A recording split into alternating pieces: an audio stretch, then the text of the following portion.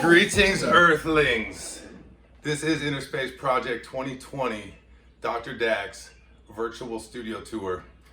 Today I'm taking you around my studio, which I set up perfectly for who I am at this period in my life. My old studio was a Victorian house with like 5 bedrooms, and the whole studio turned into a house, and it was like a graffiti frat house or such. But anyway, I wanted some quiet. I started getting distracted, started getting ADD in my older age, so I moved out to the woods, and we're out here today. This is the upstairs portion of my 2-story studio. This is the office, chill room, and music selection area. For me, because I have such bad ADD, I gotta play lots of music at high levels to drown out the noise of my phone and the emails in the world, so this really helps me. So I got my records all lined up over here. I got records lined up all right here. We got everything from booty shake, electro booty bass type shake, because that's what me and Columbia Mike love to jam while we work. And I got the dub section. You can see the Scratch Perry's face right through here. Then we got more booty shake. Got like a Poison Clan record over here. Then we got Oi and Punk. And then down here we got miscellaneous Southern. Got a Master P record I can see right through there now. But mostly we listen to booty shake and we listen to dub. Some of our favorites are like King Tubby. We love King Tubby. Gotta have that U Brown and Peter Yellow. What you know about that guy? He'll fuck you up. What else we got in here, Mike? What we like? We like Linville Thompson.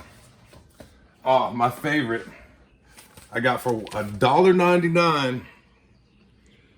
Gotta have that General Smiley and Papa Michigan with the jumpsuits, with the freaking Clark boots, with the socks, pants tucked into the socks. Anyway, that's been a big inspiration. $1.99, best $2 I ever spent. So yeah, that's it for this very important part of the creative process at Dr. Dax Space Mountain Studios out here in the woods. Here we got some older paintings that are kind of part of my archive at this point. A bit of a retrospective, if you must. This piece you might have seen on exhibit at ABV Gallery. Shout out Greg, Mike, Hillary, Nate Frost, the folks behind the scene to make all this shit happen. Go from here, I'll read these paintings to you. This painting says, a clever person solves a problem, a wise person avoids it, a dumb person creates it. Soak that in. This painting here, which went on, what's that tour called? Art Beats and Lyrics tour. This thing's been around the damn world. This one says, we all die. The goal isn't to live forever. The goal is to create something that will. Boom. There's that there. Over here we got an older piece. This is an older style that I no longer do, but also a part of my retrospective archive collection is this piece. And this piece also has been shown in New York City for the Outlaw group art show with a lot of the artists and graffiti people who are now in the galleries who used to have a troubled life and maybe been locked up and such like that. So it was a show of outlaws. The dude who owned the Limelight and Party Monster was the DJ with the one eye. Anyway, good night from this one. Glad to still have it. Up here, I've got these Rhyme MSK. He gifted this series of blotter papers he did to me, so I framed them and hung them with pride. Over here, I've got from the old thrifty antique store that was in Little Five Points. I've been shopping there my whole life. Been going in there since I was probably about 8, 9 years old. Anyway, they're finally closing out a couple years ago because of whatever. Things are closing down. Everything has a shelf life. This is from, I think, the 30s. It is a piece of silk with a silk screen of a pattern of devils, which I know this is pretty, not really up my alley as far as content, but this thing is so nice. It's kind of like the Lord of Rings for me. It's like I gotta have it. But the signature's on here, you can barely see it. I guess this thing's going on, you know, what, 80 years old, 90 years old or some shit. But anyway, she gifted this to me with the frame, and it's one of my prized pieces in my collections. I hang my favorite things in this corner, actually. This is a subway map from the pioneers of graffiti, one of the main pioneers, first generation graffiti writer. If you don't know who he is, you must Google him. Google this guy. The voice of the ghetto was his AKA, which nobody knew that Stay High 149 was the voice of the ghetto. He was making both names very famous, as well as developing, you know, chisel tips, putting different colors in so they'd have 3D effects, adding characters, you know, adding smoke off letters, quotation marks, stars, all these bells and whistles that a lot of us add to our graffiti names. He started the shit. Up here, I won't get too much into why, but we were getting mashed up in my hotel room, and he said the shit was so good, it had me sucking on my toes. It was so fucked up. Over here on my computer screen, this was Art Basel 2011, I think, and you can see a little chunk of a rhyme piece there. That's how far me and that guy go back, but this was the MSK area, and Revoke had to paint another area and was not going to get around to this area, so the MSKs were nice enough to let me in on their crew situation, and I will forever be grateful to those guys for all they have done for me, but that is that. Wynwood, Miami. Leading it over here is a painting by very well-renowned tattoo artist Keith DeArms. He also was a graffiti writer that wrote Stack, very prominent in Seattle and in Albuquerque, as well as Atlanta. I hurt my arm from my neck all the way to here, and I was laying on the floor. I was really floor-ridden, not even bed-ridden, and this guy came over when I was probably 3 weeks into laying on my floor, and he came and painted this canvas for me and gifted it to me. And there's actually 2 other sick-ass paintings under it. I watched him paint a girl, I think a Grim Reaper, and then he just went to this, and each painting was fucking phenomenal. So there's 3 paintings in one on that one, believe me. This was gifted to me by Rhyme in his Brooklyn studio, which he no longer has because he moved to Paris. But this is a mini masterpiece from a true American graffiti master and turned commercial fine artist. Over here we have an old photo album, because this is another lost art form. Documenting has been a part of doing graffiti, just as important as doing it. They say if you don't have a picture of it, it didn't exist. You can see how things going back to 1992, such as here. This is when I got into a little bit of a situation and I cracked my head open, ran across this dog that got ran over on the tracks. So there's stories in these things, and they can be shared much more efficient when you share them in this hard copy form. When you try to show everybody your phone, it just doesn't have the same effect. This goes back, here we go. This is from about 1994. I rode on a train. Smoother than a politician's promises. Still relevant. I was a little kid when I wrote that, so kind of proudest to run into that now. Thanks Goody Mob for making me a conscious motherfucker. But anyway, these albums, they go on and on and on, and I got many of them. This album goes back to the early 90s. So you can just see it's relentlessly good. It's tons of stuff. Don't want to hold you guys up all day, so we're gonna move the tour elsewhere. Me and Mike like to play golf. It's very therapeutic. It's very, it's a good way to break up the day when you go from phone calls to art.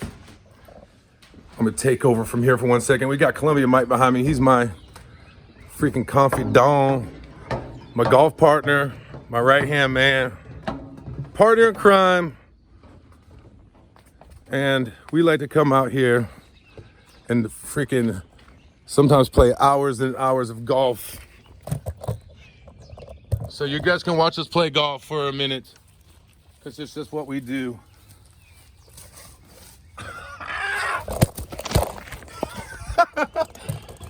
Yes.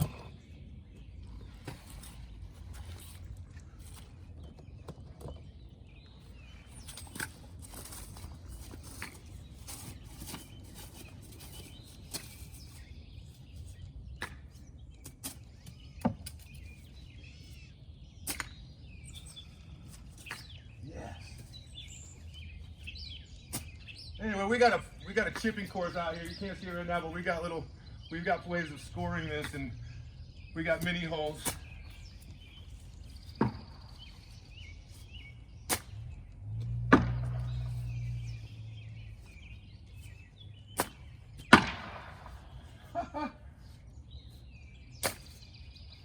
Anyway, that's it for this portion of the studio. I think it's very important to have these recreational areas to take breaks, to break up your day. You know, you've been packing orders or arguing with your girlfriend or something like that, and you end up, you know, breaking your creative process and your whole vibe. It's good to come out here and break it up. If you don't got a big yard like this, that's cool. There's other ways of meditating, doing yoga, things of that nature. This is the smaller portion of my chipping putt-putt course. Oh, so fun. These are little glorious moments I like to come out here, and have in the middle of the day, home run. We're gonna go into the studio now. This is where the real shit happens. Or this is where the magic happens, as they always like to say. I don't sleep in here though. This is my studio. It contains a fucking Chevy Chevelle.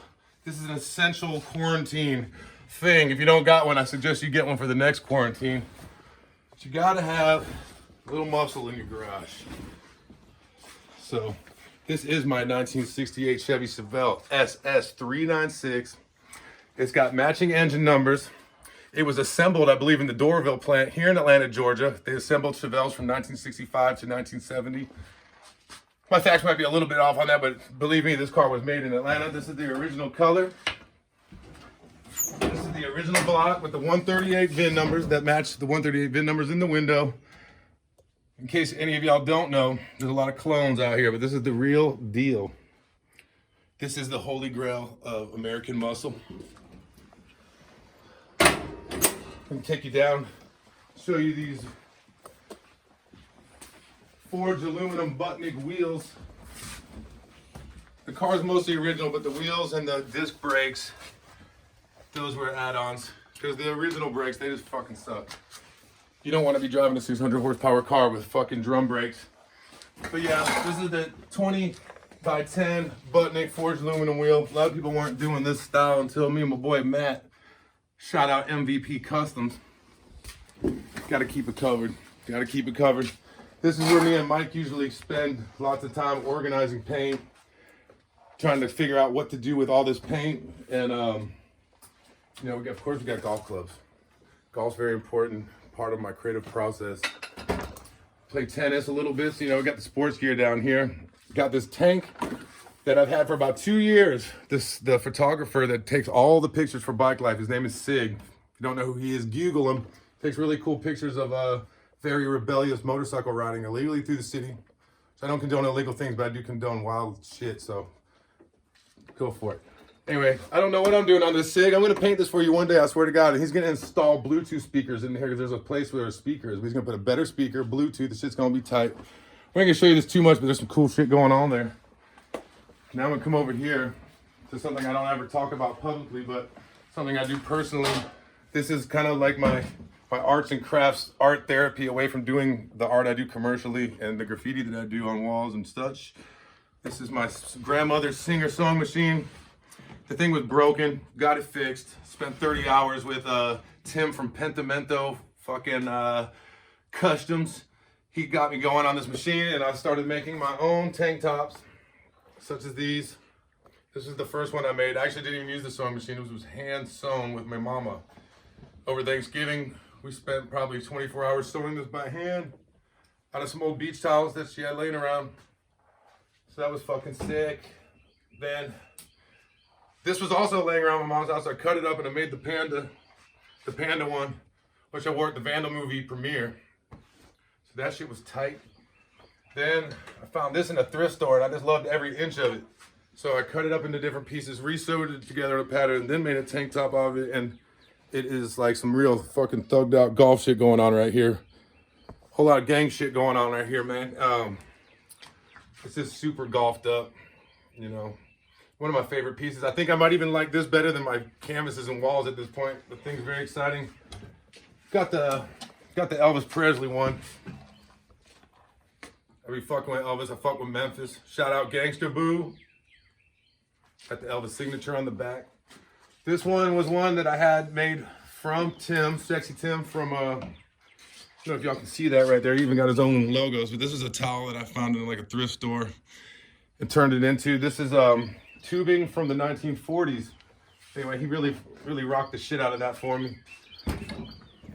So we'll move on to this stock room set situation I got going on over here. If you want to really be an active artist, especially when the art stores are closed down during quarantine such as now, it's good just to stay stocked on everything you could ever need, and some stuff that I probably don't need.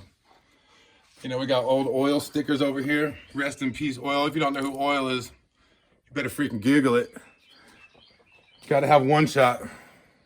Best paint ever in the world. She'll give you cancer. It's got lead in it, but it's the best. Got these piggy banks I'll be working on over here. You know, if you ever see an opportunity. Oh, by the way, Museum of Graffiti sells custom Dax piggy banks exclusively with them right now. So if you want to save $1 million, guaranteed to save you some money, get a piggy bank from the Museum of Graffiti. Get me. I use spray paint on everything. So I got my spray paint collection on fleek. Got it organized. This is what I know I definitely got going on. That shit over there is the haywire shit, but just part of the game. This is a Chevy steering wheel that's made out of real wood, really gripping real wood. Shout out Pimp C. Machete from my grandfather from El Salvador. Got to keep that in the studio, especially during quarantine. If someone comes up in your shit, what you gonna do about it, you know? Outer Space Project. I've been on every year. I think it's 5 years. I've been on all 5 years. I'm the only artist that's been on every single year of the Outer Space Project. Not even Greg Might has been on every year, just me. So shout out Hillary, shout out Nate, shout out Greg Might. Anyway, looks like this might be the end of the tour for the day. I hope this fucking entertained y'all. I would like to just leave y'all on some serious note and some really good perspective about what's going on right now. In my 43 years of life, and any time I've ever heard, we've never ever had this time to ourselves. God bless the souls of the people who are suffering from Corona, but for us of those that are not suffering from Corona, we're stuck at home feeling stuck, but we're not. We're never gonna have this time in our lives ever again. I've never had this much time in my life to finish these paintings and really fine tune these projects and complete things on the back burner in my whole life. We probably won't ever have it again. God forbid. Anyway, God bless. Love all y'all.